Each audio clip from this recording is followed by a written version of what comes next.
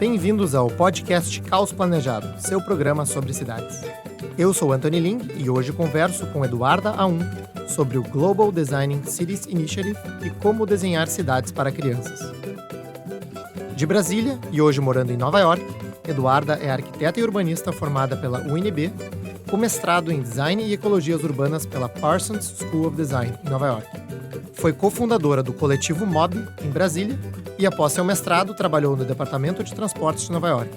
Atualmente, Eduarda é gerente do programa Streets for Kids da Global Designing Cities Initiative, ou GDCI, onde colabora com cidades ao redor do mundo para transformar ruas em espaços mais seguros, sustentáveis e inclusivos, especialmente para crianças e suas famílias. Também estão presentes durante a gravação apoiadores do Caos Planejado, que têm a oportunidade de fazer perguntas durante a nossa conversa. Quer participar da nossa comunidade e ficar por dentro do que acontece no urbanismo brasileiro? Acesse caosplanejado.com/apoie. Este episódio é oferecido pelo Grupo OSPA. Acesse www.ospa.com.br e saiba mais sobre o grupo que atua no desenvolvimento urbano e imobiliário de ponta a ponta, unindo arquitetura, urbanismo, tecnologia e mercado financeiro. Seja bem-vinda, Eduarda. É um prazer te ter no programa para falar um pouco sobre cidades mais amigáveis, talvez, cidades para crianças. É um tema que, pelo menos eu, depois que eu tive meus filhos, comecei a me interessar e me aprofundar bastante a respeito. Então, estou super animado para fazer essa conversa contigo. E acho que seria legal a gente começar apresentando para os ouvintes o que é, né, o GDCI, o Global Designing Cities Initiative, da qual você faz parte. Obrigada, Anthony, de novo. Obrigada pelo convite. Eu estou super feliz de estar aqui, já que eu acompanho vocês faz um tempo. A GDCI é uma organização que representa, né, Global Designing Cities Initiative. E a nossa missão é transformar ruas, né, ao redor do mundo. A gente faz isso por meio dos guias que a gente publica, né? E a ideia é inspirar líderes, informar pessoas que trabalham com urbanismo e convidar comunidades a imaginar o que é possível quando a gente pensa e projeta as ruas, colocando as pessoas em primeiro lugar. Então, a gente, além dos guias que a gente publica e que a gente se baseia no que as cidades já estão fazendo, acho que a nossa ideia não é inventar nada de novo, mas ver o que as cidades já estão fazendo de bom e como que outras cidades podem aprender, né, com as lições, as experiências. E a gente também trabalha com assistência técnica diretamente com as prefeituras que a gente apoia. Então, nos últimos 10 anos que a GDCI começou, a gente tem trabalhado em mais de 60 cidades, ao redor de 30 países aproximadamente, e o impacto é esse, é ver as ruas transformadas pensando nas pessoas que estão caminhando, que estão andando de bicicleta, que estão usando transporte público, também as que estão dirigindo, mas assim, pensando de novo nesse objetivo primordial que é mover pessoas nas nossas cidades. Não, sensacional. Fala um pouco sobre a equipe, né? Onde é que vocês estão, né? Eu sei que você está gravando agora de Nova York. Quem é que mantém essa instituição, né? Até para a gente conhecer um pouco mais do trabalho de vocês aqui no Brasil. Sim, claro. Então, na verdade, a GDCI ela começou fazendo parte da ANACTO, que é uma associação nacional de órgãos de transporte dos Estados Unidos, e ela era, na verdade, a iniciativa global dentro dessa associação. Mas à medida que a organização foi crescendo e expandindo, acho que a gente percebeu essa necessidade de não fazer mais sentido fazer parte dessa associação nacional, e a gente virou uma organização própria. E inicialmente eu tinha começado em Nova York, onde a ANACTO tem a sua sede, e eu, inclusive, quando eu entrei, eu estava morando aqui, a maior parte da equipe, na verdade, trabalhava direto de Nova York, mas depois da pandemia e à medida que a gente foi expandindo o nosso trabalho para outras cidades, a gente percebeu necessidade de contratar pessoas também que estão trabalhando nas próprias cidades. Então, hoje em dia, acho que tem uns 7 de nós que estamos ainda em Nova York, mas a equipe já tem, acho que uns 35, a gente está crescendo muito, então eu sempre perco a conta, mas tem gente vivendo em várias cidades do mundo inteiro. Então, tem várias pessoas que estão até no Brasil, enfim, tem gente na América Latina de uma forma geral, na Ásia, na África, na Europa, mais ou menos isso. Muito legal. A gente fala um pouco aqui no programa sobre carreiras em urbanismo, né? Assim, as pessoas chegam no urbanismo e desenvolvem suas carreiras das mais variadas formas, né? O urbanismo é uma área assim meio confusa, eu diria até nesse aspecto. Fala um pouco sobre a tua, né, como é que tu chegou aí, né? Eu sei que tu fez um INB, fala um pouco dessa trajetória, porque eu acho que né, é um caso diferente, uma brasileira, né, que foi trabalhar com urbanismo fora do país, e acho que seria proveitoso aí para o pessoal conhecer um pouco melhor potenciais caminhos para crescer. Sim, claro. Bom, eu acho que vou começar do começo. Eu comecei querendo estudar arquitetura, na verdade, eu acho que na minha adolescência, né, quando a gente é obrigado a pensar o que a gente quer fazer quando a gente crescer, eu nem, e talvez por ser de Brasília, eu acho que eu nem entendia muito bem que existia essa profissão de urbanista. Eu gostava de jogar The Sims e eu gostava de ver casas, e em algum momento eu comecei a me interessar por sustentabilidade, e aí na minha cabeça de menina de 17 anos, eu pensei, vou estudar arquitetura. Só que quando eu estava na UNB, e assim, acho que a maior parte dos cursos, né, de arquitetura e urbanismo começam muito fortes com arquitetura, e a gente começa a ver urbanismo já no final da graduação. Eu não sei, acho que eu gostava de arquitetura, mas eu não me via muito ali naquele papel de arquiteto. Eu comecei a me interessar pelo paisagismo, que eu via ali que já tinha um pouco mais de interface com a parte, enfim, externa do edifício, alguma relação com a rua. Só que assim, em Brasília, pelo menos na minha faculdade, a gente pensava muito no edifício isolado do contexto, a gente não pensava muito nas ruas, a gente não pensava muito no que já existia nas outras edificações ao redor daquele projeto que a gente estava planejando. Então, não sei, eu me sentia ali um pouco inquieta, não entendia muito bem, mas também não encontrava tanto o que era que eu queria fazer, ou o que eu queria estudar, né, além do edifício da arquitetura. Aí, acho que ao mesmo tempo, enfim, que eu estava fazendo o curso, eu tive, na verdade, a oportunidade, no meio do programa Ciências Sem Fronteiras, de estudar na Itália. Eu fui fazer, acho que já no quarto ano, assim, da graduação. E por eu não ter tido tantas matérias de urbanismo, eu pensei, poxa, eu acho que... E eu começando a ver, né, a grade, que eu podia escolher as matérias lá. Eu fui fazer umas matérias de desenho urbano, de planejamento urbano, que eu ainda não tinha também tido contato, para eu, pelo menos, começar a ver se era aquilo ali que eu me interessava. Só que eu acho que a parte que acho que me deu, assim... Na verdade, foi menos a faculdade, mais a experiência de estar morando numa cidade. Eu morei em Turim, no norte da Itália, e eu podia ir a pé para a faculdade, né? Eu tinha um sistema de bicicleta compartilhada, eu usava o ônibus à noite. E essa não tinha sido a minha vivência em Brasília, né? Usando sempre o carro para me locomover. Então, eu acho que foi ali que eu comecei a entender esse lado da mobilidade urbana, que eu comecei a ter esse interesse, mas principalmente o aspecto, acho que, dos espaços públicos. Eu gostava muito, né, de, enfim, poder passar à tarde num parque, de ter bancos e praças, enfim, também poder viajar pela Europa e ter essa experiência durante esse ano de entender cidades diferentes, como a cidade que eu, né, tinha crescido, Brasília. E aí, na volta assim, para Brasília, eu era justamente na época de fazer os projetos de diplomação, eu tinha ficado mais interessada em certos aspectos de Brasília, enfim, para quem está ouvindo é de Brasília, eu fiz a diplomação sobre o CONIC, que é um prédio, né, mas um conjunto de prédios no setor de diversões da cidade, e que tem, acho que ali, esse caráter mais de cidade, acho que ali a rodoviária, onde você tem, enfim, várias pessoas chegando de lugares diferentes, e andando, e pegando ônibus, e se apropriando daquele espaço de uma forma que acho que se assemelha um pouco mais a como cidades tradicionais funcionam. Eu fiquei fascinada por aquilo que já acontecia ali, sentia que existia uma necessidade de melhorar aquele lugar, mas, enfim, então comecei a pensar no meu papel como arquiteta, que vai além, né, do edifício, e começa a pensar também nas dinâmicas que acontecem entre os edifícios, nesses espaços públicos, transformados, acho que, pela população. Mas eu ainda sentia que, assim, isso era tudo muito, muito interessante para mim, muito novo. Acho que era, né, já em 2014, 15, acho que tinham vários movimentos acontecendo no Brasil e no mundo de ocupação de espaço público, de urbanismo tático, e eu tinha uma sede, assim, de continuar explorando isso. E acho que várias amigas, colegas também da faculdade, que tinham tido experiências parecidas com a minha, que também estavam, acho que, vivendo esse momento, a gente resolveu criar um coletivo, acho que também nascendo dessa inquietação também de entender por que Brasília é, né, tão criticada, mas que tinha um potencial, sendo aquela primeira geração ali também nascida em Brasília e tendo essa vivência de cidade tão diferente dos nossos pais, das pessoas que vêm para lá, né, não tendo crescido. E a gente começou, né, o coletivo MOB, que era que tinha, enfim, vários objetivos ali, mas um deles era a transformação dos espaços públicos, era convidar as pessoas a vivenciarem os espaços e repensar esses espaços para a cidade. Mas eu ali ainda também continuando muito inquieta sobre esse tema, sobre participação, sobre transformação do espaço público. E também, confesso, 2015 foi um momento complicado, né, de crise econômica, não encontrava oportunidades de trabalho, além, né, desse coletivo que a gente estava começando.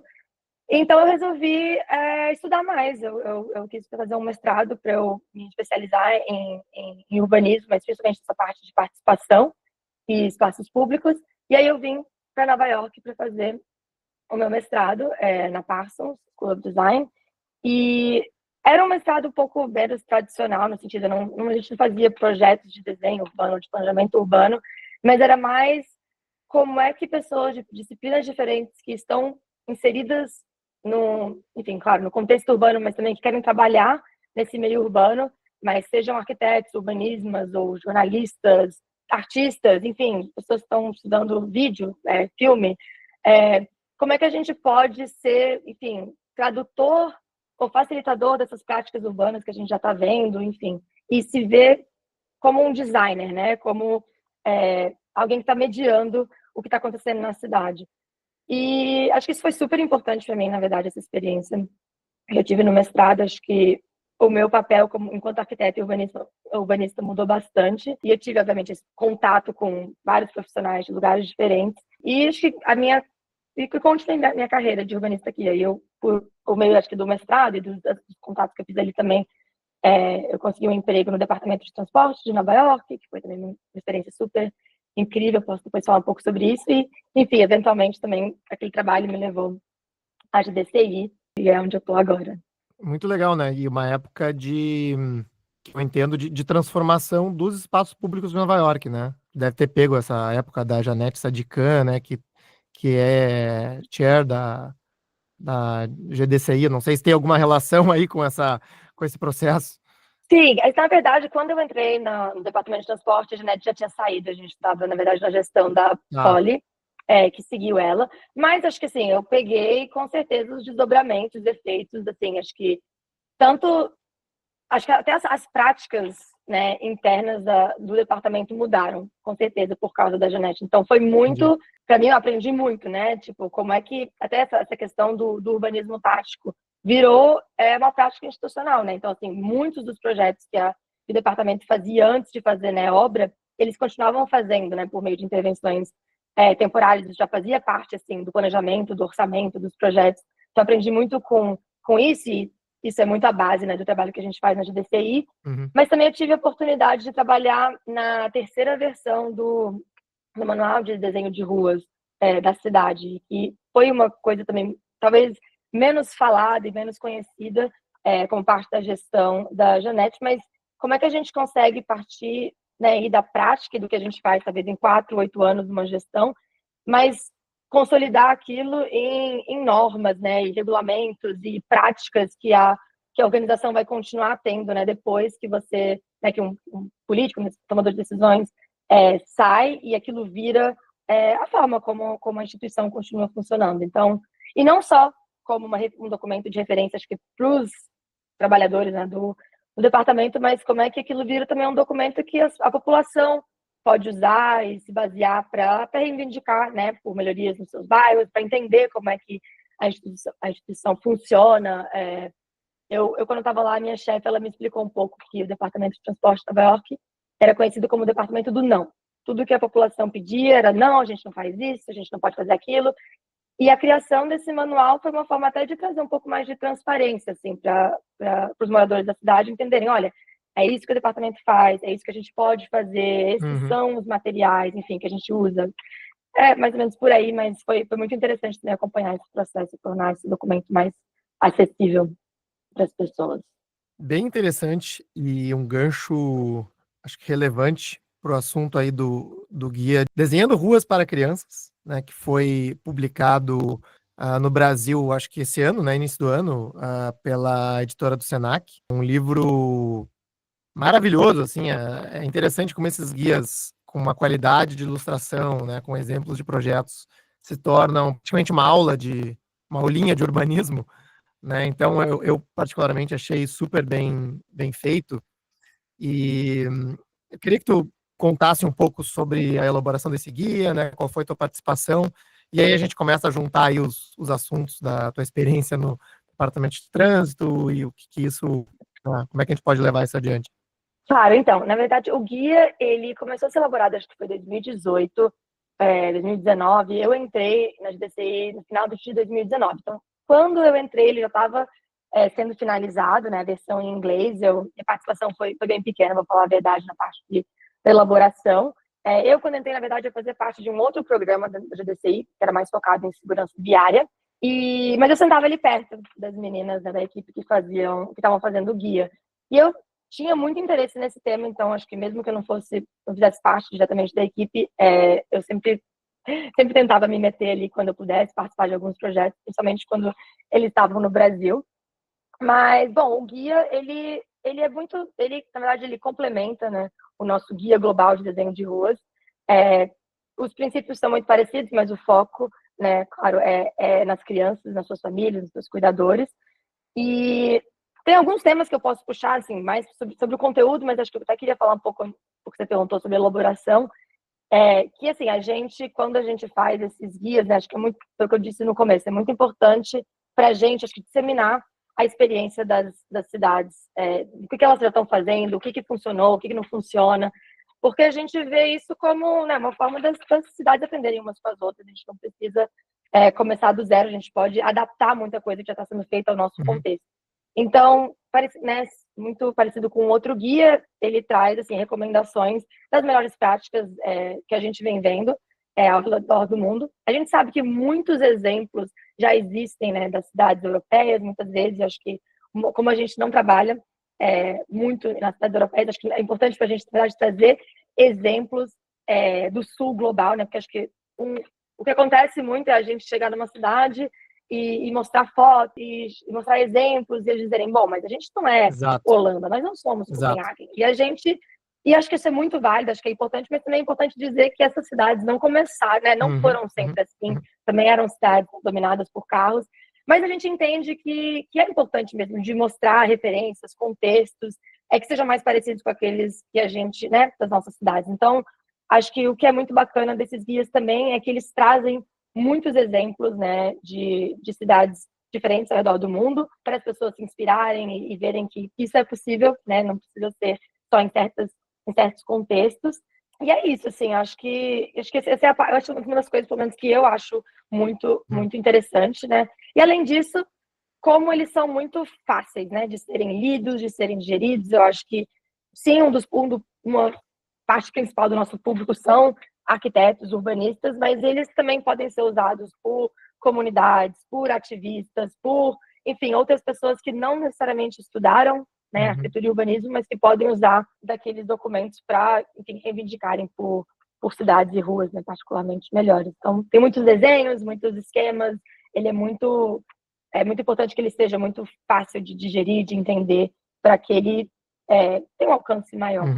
Acho que duas coisas me chamaram muita atenção, né? Acho que as duas já comentou por cima, eu queria ressaltar, né? Essa questão de trazer exemplos de países em desenvolvimento, ou cidades em países em desenvolvimento, né?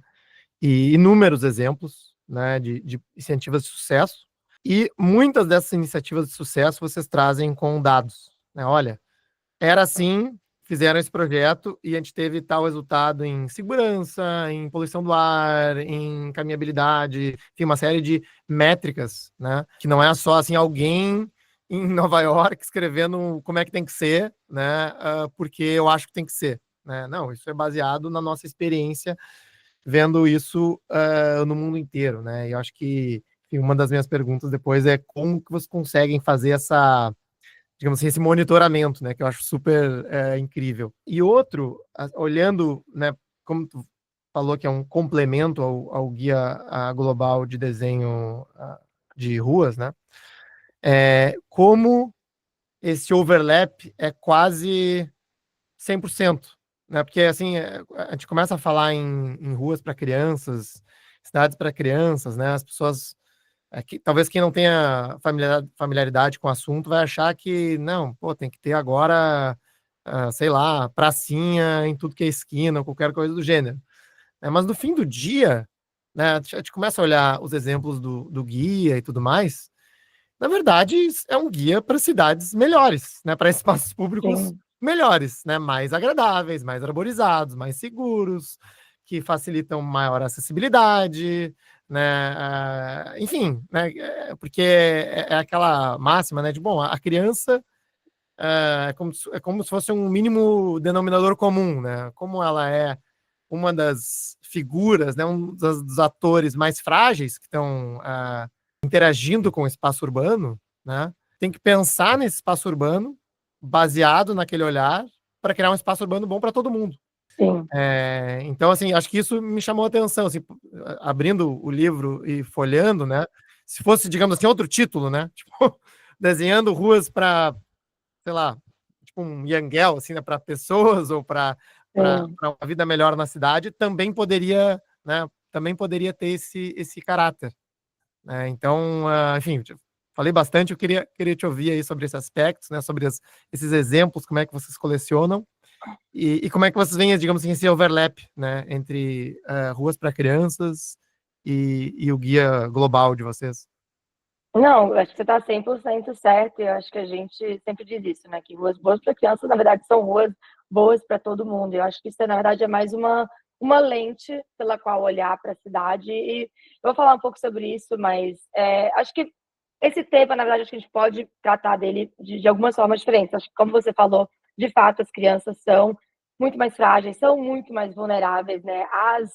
Todas as crises que todos nós estamos suscetíveis, né, nas cidades né, da forma principalmente como a gente vem planejando as cidades, projetando as ruas, mas as crianças, na verdade, elas estão mais vulneráveis à questão de segurança viária, né? Acho que no mundo inteiro, acho que todos os dias tem 500 crianças que estão morrendo por causa de sinistro de trânsito, assim, as crianças estão, a forma como elas respiram também faz com que elas sejam muito mais vulneráveis à poluição do ar, assim, a forma como elas não estão se movendo pelas ruas porque elas estão muito inseguras, porque elas estão ficando dentro de casa, faz com que mais de 80% da população jovem não faça atividade física o suficiente.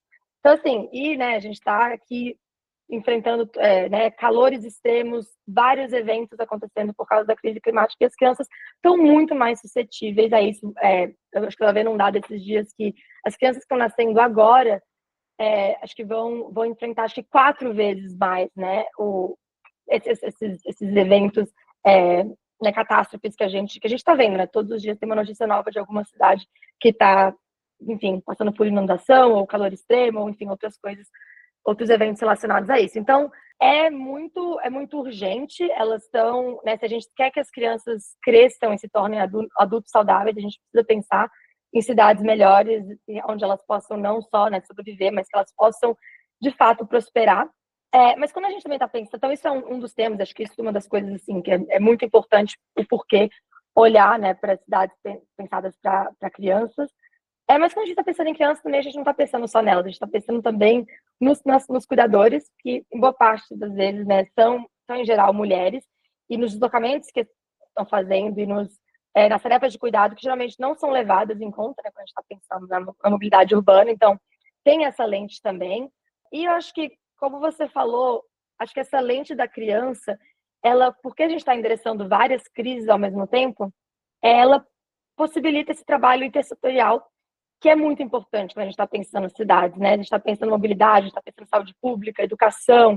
Então, acho que às vezes, quando a gente vai por esse viés, acho que da infância, a gente consegue juntar órgãos e departamentos que geralmente não trabalham juntos. Então, por exemplo, em Recife, onde a gente tem trabalhado bastante, e mais recentemente eu estava lá semana retrasada, e por meio do projeto que a gente fez lá no programa Streets for Kids, a gente estava envolvendo, né, a CTTU, que é a autarquia de trânsito, mas também a Secretaria da Primeira Infância, a Secretaria de Obras Públicas, o pessoal da educação, o pessoal do meio ambiente, assim.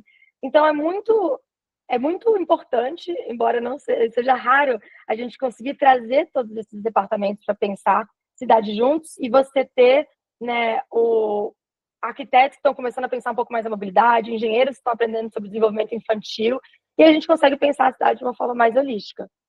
E só por último, o último ponto que eu acho que você começou a tocar, é que além de ser, né, super crítico pensar em crianças, além de ser uma oportunidade para trazer órgãos diferentes, é, a gente tem visto também que essa pauta também ela é um pouco mais palatável.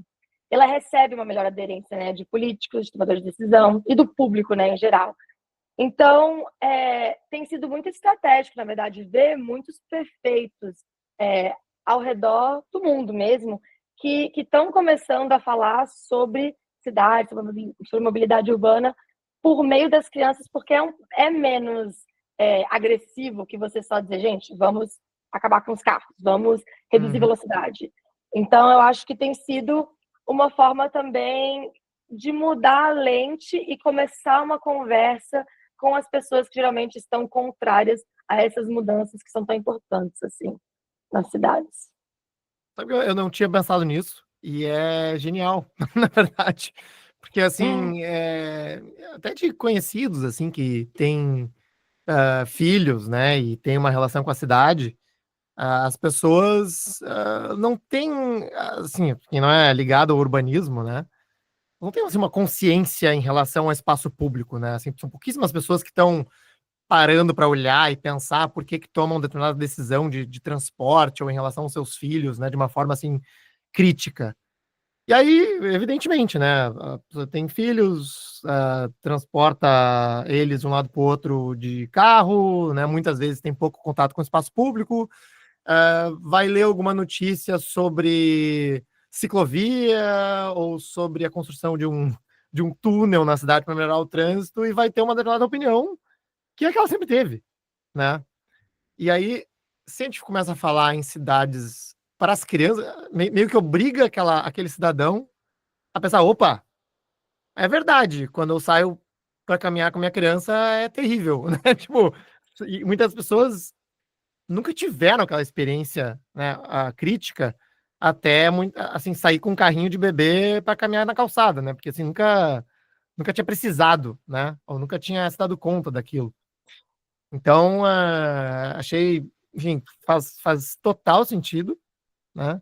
Até eu vou usar isso aí aqui no Caos Planejado daqui a pouco para defender algumas pautas. Então, gostei muito. E sobre os projetos, né? Vocês têm ali, sei lá, uma centena de projetos do mundo todo com dados, né? Super com informações, fotos. Como é que vocês fazem essa seleção, esse monitoramento, análise, né? Até para não estar colocando alguma coisa ali que, sei lá, de repente alguém que esteja lá numa cidade do outro lado do mundo diga assim, pô, isso aí tá bonito na foto, mas no dia a dia não é bem assim, sabe? Sempre tem aqueles Sim. comentários assim, sabe? Como é que vocês fazem essa seleção e até mesmo uma auditoria, digamos assim, para selecionar os projetos? Eu acho que essa parte de monitoramento e avaliação é muito importante. Acho que isso é uma das coisas também que vem da prática, né, do departamento de transporte, uma coisa que era muito importante na gestão da Janete, acho que por causa até do prefeito, que era o Bloomberg, né, na época, acho que ele tem um grande foco em dados, né, que você não pode medir, acho que você não consegue gerenciar, acho que é uma fala dele. E então, assim, toda vez que a gente faz, né, o apoio que a gente dá às cidades também passa por um treinamento sobre coleta de dados e avaliação. Acho que a gente vê isso muito importante como forma assim, de melhorar os projetos, né? A gente entender, justamente porque a gente faz ele, né, muitas vezes de forma temporária, acho que isso faz parte do processo de entender o que funcionou, o que não funcionou, o que a gente pode melhorar para ele ir para a transformação permanente, mas também para a gente entender, para a gente poder comunicar os benefícios dos projetos. Acho que até nessa parte de interlocução com a comunidade ou com as pessoas que são resistentes a essas mudanças, acho que quando a gente consegue transformar o espaço e a pessoa consegue vivenciar ali, né, e ver, poxa, realmente esse espaço agora está muito melhor, está muito mais fácil de caminhar, tem um lugar para sentar, isso é uma coisa, mas e para as pessoas que não estão, né, tendo aquela experiência? Como é que elas podem começar a entender o valor daquele projeto e entender por que a gente deveria continuar investindo em intervenções como essa? Então, para a gente ter dados que comprovem, né, a eficácia ou a melhoria do espaço e quem está sendo beneficiado é muito importante, né? E acho que no nosso, né, principalmente a parte de mobilidade, acho que muitas vezes as coisas que a gente está medindo são o número de carros, né, que estão se movendo, volume de veículos, o tempo de viagens, e a gente não está necessariamente medindo quantas pessoas estão andando ali, quantas pessoas estão caminhando em segurança, quantas crianças estão brincando. Então, a gente também vê essa parte de avaliação e coleta de dados como uma forma de mudar os critérios de sucesso, né? O que faz uma intervenção ser bem sucedida? É quantas pessoas que a gente está movendo ou quantos carros a gente está movendo, né? Então, isso faz muito parte, assim, da nosso ethos, assim, né? Nem como falo, então isso faz parte já das coisas que a gente prega, no tipo de trabalho que a gente faz. Então, assim, isso é uma coisa que a gente sempre tenta trazer para as cidades e capacitá-las para que isso vire uma prática, assim, toda vez que fizer algum projeto, também pensar em como fazer essa coleta de dados. Mas a gente também sabe que muitas vezes você medir o impacto de uma transformação leva anos, né? Você vê o impacto na saúde pública, quantas crianças não estão com asma, ou quantas pessoas estão deixando de morrer no trânsito, isso pode levar assim, anos, e isso demanda muitos recursos, né, para essas medições serem feitas. Então, a gente, nos nossos guias mesmo, e agora recentemente a gente lançou um outro focado na avaliação de projetos perto de escolas, a gente trabalha com métricas diferentes que a gente possa medir no curto prazo, aludindo a essas mudanças de longo prazo. Então, por exemplo, quais são as mudanças da infraestrutura, então quantos quilômetros de calçada que foram adicionados, ou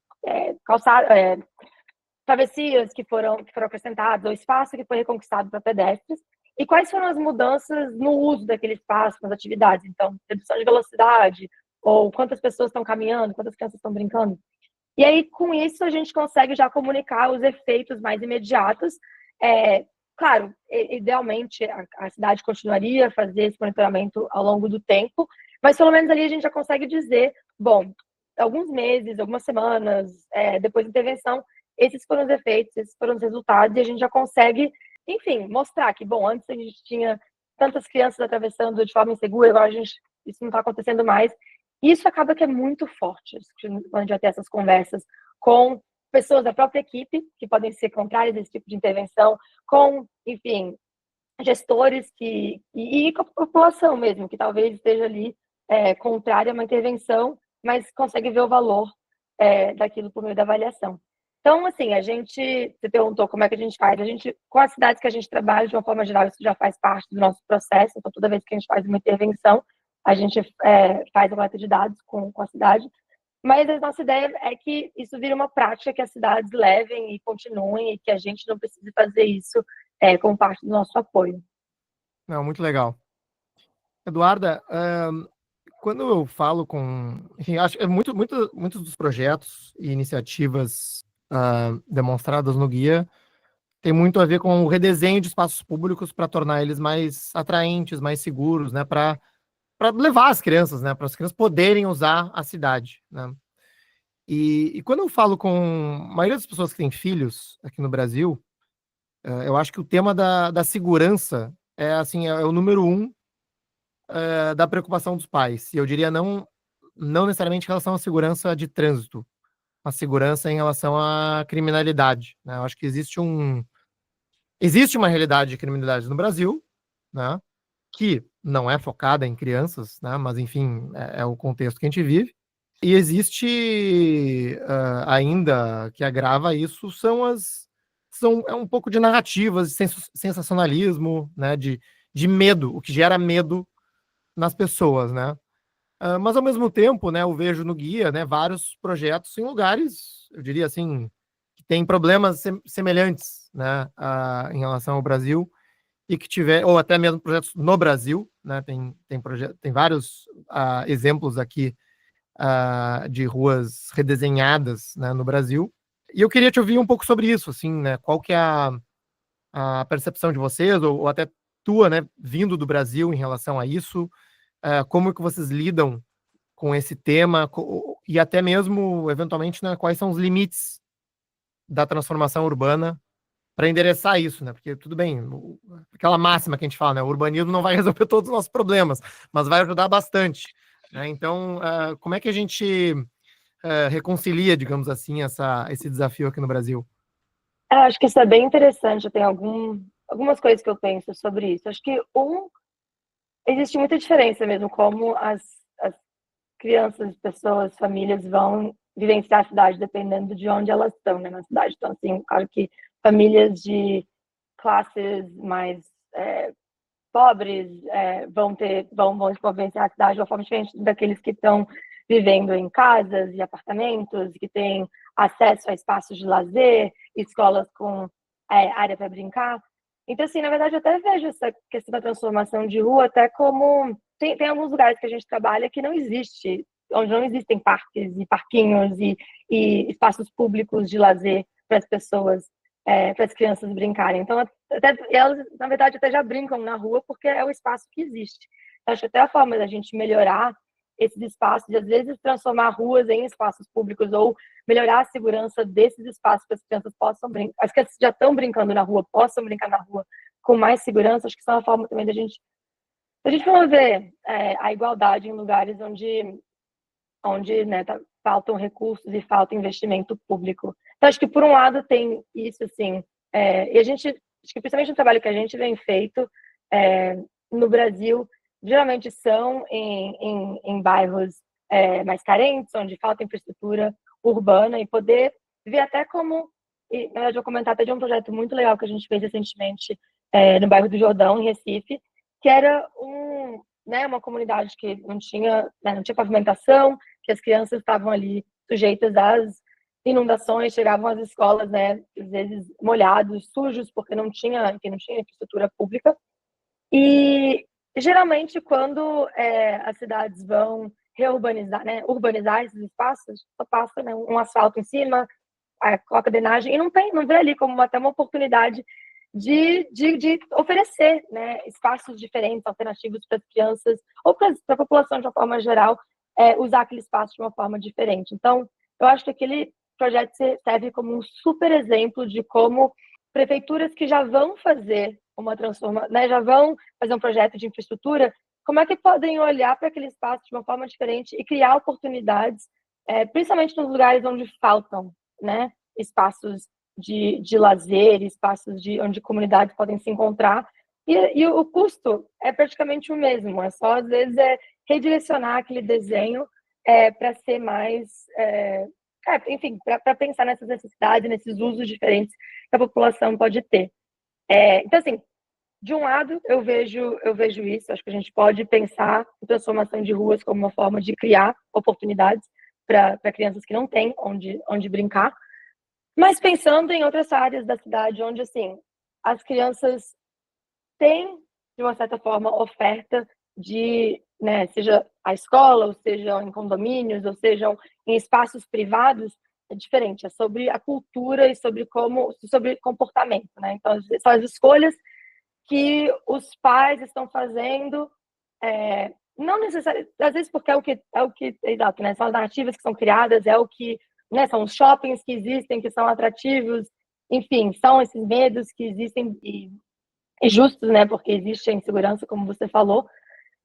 Aí eu acho que ali, tipo, tem algumas questões. Eu vejo como, uma é a forma como a gente vem projetando muita cidade, acho que é além da rua, pensando, né, nos condomínios com muros e, né, fachadas cegas, que realmente criam um aspecto de insegurança na rua, onde você não tem, né, os olhos na rua, onde não tem pessoas, não tem uso misto, não tem pessoas ali cuidando do espaço, vigiando o espaço e, né, criando esses espaços, essas ruas mais dinâmicas, onde as pessoas talvez se sintam mais seguras. Então, assim, não sei, eu vejo os desafios um pouco, né, que às vezes é isso, a gente tem que pensar as ruas, a mobilidade, mas pensá-las juntas com essas outras questões que têm a ver com o planejamento das cidades, dos prédios, que afetam, né, como as pessoas vão se sentir. Eu sei, né, acho que eu concordo com você, acho que o urbanismo, a arquitetura não vão resolver tudo, mas tem alguns aspectos de como a gente projeta as nossas cidades que poderiam ajudar, pelo menos, a criar essas dinâmicas que são um pouco mais... que promovem a segurança, apesar de a gente ter esses outros fatores que vão, enfim, de crime e tal, que vão fazer com que a gente se sinta inseguro. Não Não, sei se eu me estendi muito, não, mas, assim, não, tentei é uma tocar em alguns reflexão, pontos.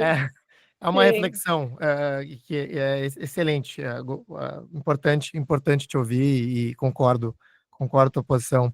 Bom, tu comentou sobre, assim, a gente está falando sobre transformação de espaços públicos, né? Tu comentou da situação de Recife, que muitas vezes é só, digamos assim, redirecionar recursos de uma forma mais inteligente.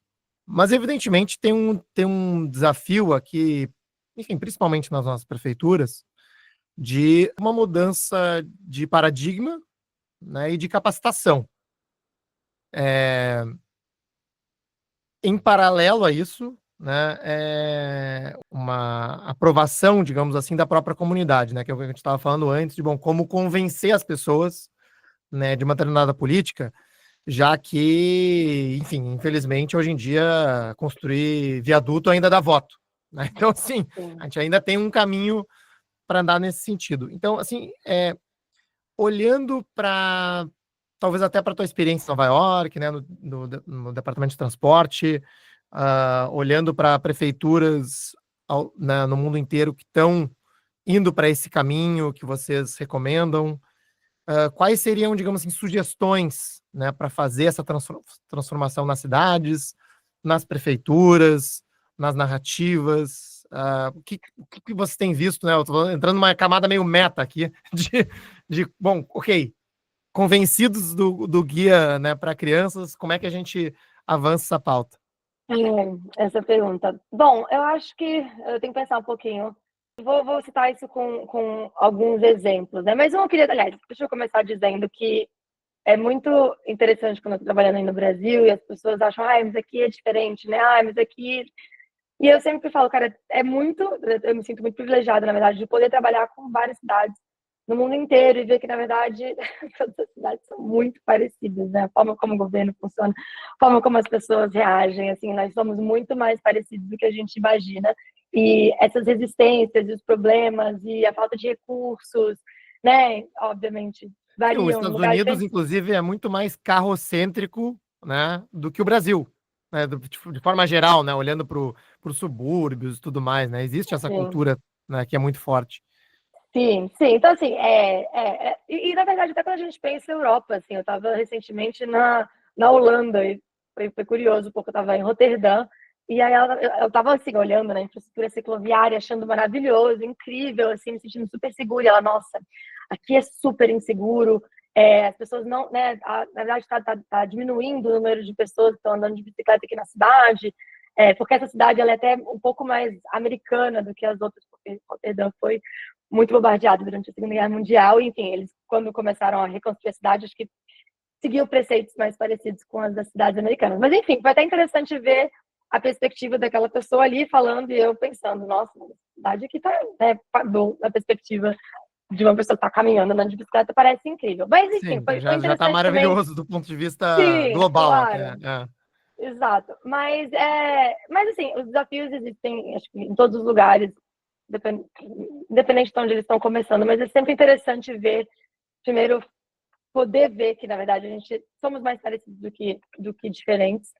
E, na nossa experiência, eu acho que, assim, é muito difícil mesmo de convencer, de mudar mentes e corações. Eu acho que identificar as pessoas na prefeitura que estão a fim de fazer isso, e acho que isso é muito do nosso trabalho, é realmente elevar essas pessoas, providenciar essas ferramentas, sejam, né, os guias ou sejam as outras formas que a gente pode ajudar para empoderar elas para fazer para continuar seguindo. É muito duro, eu acho que trabalhar com urbanismo dentro de uma prefeitura. Tipo, eles apanham muito, né? Assim, Uhum. recebendo soco de todos os lados. É um trabalho muito frustrante, muitas vezes. Você vê um projeto que você trabalhou por muito tempo e não vê acontecendo, ver a falta de recursos. Enfim, são muitos desafios. Então, acho que a gente vê o nosso trabalho muito também como empoderando essas pessoas, elevando elas, dando voz, dando espaço, Uhum.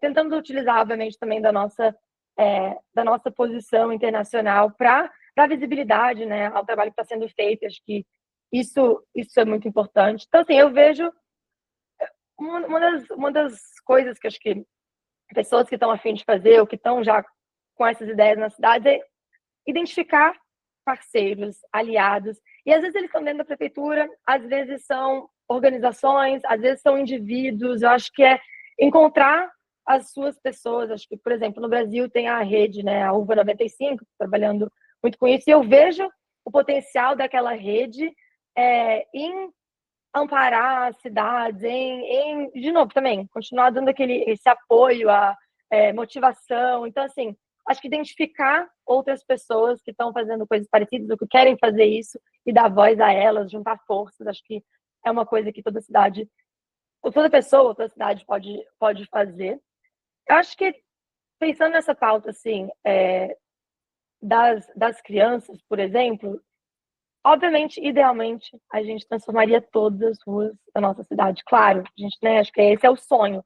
Mas acho que se não dá, porque obviamente não dá, acho que dá para ser estratégico sobre onde começar, né? Então, uma das coisas que a gente tem recomendado, principalmente pensando, né, quando a gente está pensando em crianças, é começar ao redor de escolas, né? As escolas são onde as crianças passam uma parte do tempo, são os lugares que elas passam uma parte do tempo. Escolas existem em todos os bairros, estão distribuídos pela cidade. Então, assim, os próximos passos, depois de uma intervenção, ficam muito claros. Para a próxima escola, para o próximo bairro. Então, assim, até a noção de escala e de expansão é muito clara.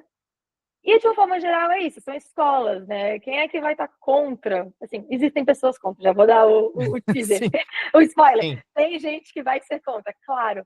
Mas eu acho que é um lugar muito estratégico de começar, né? Pensar o entorno imediato da escola, porque de uma forma geral existe um maior apoio da comunidade, um apoio político. Isso falando assim no acesso das crianças na escola, o caminho da parada até a escola, embarque, desembarque, coisas do gênero, ciclovias. Exato. Tudo isso, acho que Uhum. utilizar até do papel que a escola tem dentro de comunidades, que às vezes não é uma instituição ali, né, âncora, é onde muitas vezes, muitas comunidades se utilizam do espaço da escola para outros eventos, né? Enfim, geralmente a comunidade escolar está muito inserida na comunidade, né? Os professores que conhecem os pais, que conhecem as crianças que, né, por anos passaram ali. Então, assim, a escola já tem esse papel muito importante e eu acho que ela pode ser ali um catalisador de outras mudanças na cidade. Então, acho que começando ali pequeno e aí até testando transformações diferentes, um pouco mais ousadas, e as pessoas começando a se acostumar com esse tipo de intervenção ao redor das escolas, pode criar um apetite para essas transformações maiores na cidade. Então, assim, a gente vê a escola, né, o entorno de escolas como um campo muito grande de experimentação, mas também não parar por ali. Acho que as crianças também vão a unidades de saúde, vão a parques, vão a bibliotecas, vão a outros centros comunitários. Então, assim, acho que a gente fala muito sobre esses destinos-chave, né, de crianças como lugares que podem ser o começo, mas, assim, não só pensar nisso. Acho que eu fico um pouco incomodada quando eu vejo só intervenções para crianças ao redor de escolas, porque a gente quer, na verdade, que as crianças tenham autonomia para andarem nos seus bairros, para acessarem outros espaços. E, enfim, isso é só mesmo um ponto de partida. Mas eu gosto dessas estratégias, sabe? Porque é aquela coisa, a gente tem que começar de algum lugar, né? Sim. E às vezes parece que a gente está batendo numa parede e o que vocês estão dizendo é, bom, aqui é um caminho, digamos assim, de menor resistência, né? Então, eu achei muito legal essa estratégia, digamos assim, de implantação. E imagino que isso valha para escolas privadas, escolas públicas, comunitárias, né? Acho que qualquer escola. A apoiadora Viviane aqui perguntou no chat quem financia as intervenções no entorno das escolas, se seria a escola ou o poder público, né? Como é que você tem visto, né, através da experiência de vocês, até para já começar a nos dar um norte, né, de como que a gente pode avançar talvez essa estratégia vencedora. Pois é, eu até ia falar, eu ia complementar o que eu falei, acho que foi oportuna essa pergunta, porque o fato de ser na escola, na verdade, dá muitas oportunidades de onde esse financiamento pode vir, né? Eu acho que ele pode vir das próprias secretarias de educação. A gente já viu muitas intervenções, acho que no próprio Rio de Janeiro, era dentro, né, da SET, mas não vinha necessariamente da parte de infraestrutura, vinha da parte de educação para o trânsito. Eu acho que, né, a gente vê no Recife, tem a Secretaria Executiva da Primeira Infância. Enfim, outros, acho que existem caminhos variados, acho que dentro da prefeitura, para, né, não precisa necessariamente vir da Secretaria de Mobilidade ou da Companhia de Tráfego. Acho que justamente por estar pensando em crianças, as portas se abrem para outras colaborações de onde esse financiamento pode vir. A gente trabalha sempre com prefeituras, então, assim, de forma geral, esse financiamento vem, sim, do poder público, mas eu acho que é importante de pensar, às vezes isso pode ser, né, se estão em volta de escolas particulares, por que elas também não teriam interesse em, né, da mesma forma como a gente, não são os moradores que que fazem a parte de manutenção de calçadas, por que então, né, essas instituições de educação particulares também não poderiam pensar o tratamento dos espaços em frente às escolas? Enfim, acho que existem oportunidades variadas. Eduarda, tem um monte de assunto para a gente conversar. Eu adoro esse tema, né? Cada vez mais envolvido, inclusive comecei a me envolver com esse assunto na escola dos meus filhos, então Que para legal. tentar ajudar eles de alguma forma. E eu acho que deve ter muitas pessoas ouvindo que têm filhos, né? E talvez seja um caminho, digamos assim, que o cidadão pode começar a se envolver de alguma forma, né? Porque às vezes a gente pensa assim, é da prefeitura, é muito distante, eu não posso fazer nada, né? Mas eu acho que, né, é um caminho de fácil acesso para todo mundo. E agora, enfim, se aproximando do final do episódio, queria deixar contigo, né, para as tuas considerações finais e também te perguntar se tem alguma coisa relevante que eu não te perguntei, né, sobre esse assunto, sobre os guias de vocês, né, sobre a DDCI. Eu queria só comentar uma coisa que você falou sobre os pais, né? O papel, acho que, dos pais, dos cuidadores, né? Nessa pauta, que eu acho que é super importante. Eu acho que até por isso que eu falei, né, do papel da escola de catalisador, porque acho que pode ser um lugar onde essas conversas sobre mobilidade urbana, sobre planejamento, pode nascer, né? Acho que, né, pessoas que não estão envolvidas nesses temas passam a se envolver, porque se a gente começa a engajar crianças nesses temas, se a gente começa a repensar os espaços ao redor das escolas, né? Acho que a gente vê muito como oportunidade de conexão entre pais e filhos também ali no momento de deixar a criança ter mais tempo, né? Para conhecer outros pais também. Então, assim, acho que é muito vira ali um ponto de partida para pais e famílias começarem a pensar nesses temas, mas a gente também acha que eles são, obviamente, podem ser grandes defensores e propagadores dessas ideias e levar isso, né, para outros campos. Então, a gente vê um campo muito fértil, eu acho que ali ao redor da escola também, por isso, para a gente poder envolver pais que podem, né, que são os que votam e que muitas vezes podem ser aqueles que vão influenciar essas decisões. Mas em relação a temas, eu tinha feito umas anotações aqui, mas eu acho que eu cumpri, assim, o que eu queria compartilhar com vocês. De novo, lembrar, né, que os nossos guias, eles estão disponíveis para download gratuito, tanto o Guia Global de Desenho de Ruas, quanto o Desenhando Ruas para Crianças, eles estão traduzidos, né, para português e estão lá de graça. A gente também tem mais dois, a gente chama eles de handbooks, né, são uns livros menores, mas a gente também tem eles traduzidos para o português sobre como transformar ruas, né? Como o processo de transformação de ruas, principalmente a partir do urbanismo tático, mas também como fazer essa avaliação dos projetos. Então, tudo isso que eu falei, assim, quase tudo isso que eu falei aqui, hoje eu comentei, pelo menos, está disponível e, de novo, sempre de graça. A gente agora está com as versões também, né, impressas, que você comentou lá no site da editora Senac. Mas eu acho que era isso, assim, a gente tem sido muito legal ver esse movimento crescer, acho que no Brasil, eu acho que cada vez mais, pelo menos a parte, né, sobre cidades mais amigáveis às crianças, eu tenho visto muito mais artigos de jornais, assim, eu sei que a rede Urban 95 no Brasil também tem um papel super importante e tem uma presença muito, muito legal, acho que no país, tanto em cidades grandes como em cidades médias, que eu acho que a gente geralmente não ouve falar tanto.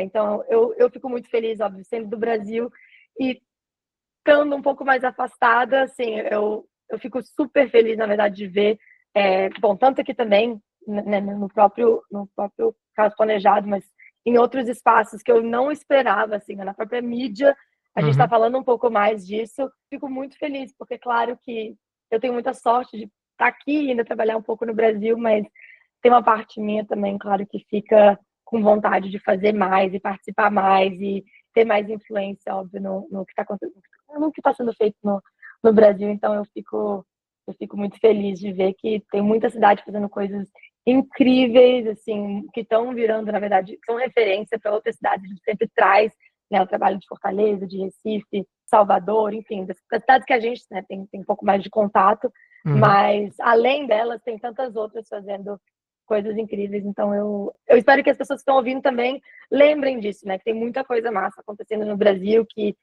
é difícil, mas assim, essas transformações estão acontecendo e a gente tem que continuar pedindo por elas, votando por elas e como profissionais, né, também, tipo, acho que insistindo nelas para que a gente convença, né, as pessoas que estão tomando as decisões de que elas são importantes e que valem Muito a bom, pena. muito bom.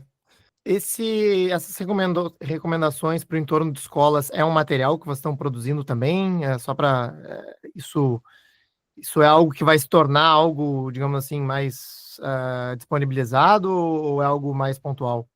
Então, no nosso guia Desenhando Ruas para Crianças, a gente tem algumas recomendações sobre entornos escolares, acho que recomendo começar por ali. A gente recentemente lançou esse livreto, né? Agora, por enquanto, só na versão em inglês, mas a gente está com planos para traduzir, que é sobre a avaliação dos projetos em entornos escolares. E ali, nesse, já tem um pouco mais de alguma orientação mais geral sobre o que pode ser feito, tem muito estudo de caso sobre projetos que já foram feitos, mas o foco é mais assim na coleta de dados e na avaliação desse tipo de projeto. Como a gente trabalha em muitas ruas, né, no entorno escolar, eu acredito que no futuro a gente produza material em relação a isso, mas por enquanto são esses guias que eu comentei onde a gente tem mais informação. Muito bom. Eu sei que tem alguns apoiadores aí já pedindo o link para download, o ouvinte também deve estar se perguntando aonde acessar, a gente vai colocar os links nas descrições do episódio, então tanto para a versão impressa em português, como a versão gratuita para download no site do DDCI, assim como algumas outras referências aqui de conteúdo do Caos Planejado sobre esse tema de cidades para crianças. Então, Eduarda, grande prazer falar contigo, parabéns pelo trabalho, espero que a gente continue avançando nessa pauta e obrigado novamente pela participação. Obrigada, André, foi um super prazer, obrigada de novo pelo convite e a gente vai se falando aí. Nesse episódio, conversamos com Eduarda Aunga. Se você gostou desse episódio e quer ficar por dentro do que acontece no urbanismo brasileiro, apoie nosso projeto e participe da nossa comunidade. Acesse caosplanejado.com/apoie. Este episódio é oferecido pelo Grupo OSPA. Acesse www.ospa.com.br e saiba mais sobre o grupo que atua no desenvolvimento urbano e imobiliário de ponta a ponta, unindo arquitetura, urbanismo, tecnologia e mercado financeiro.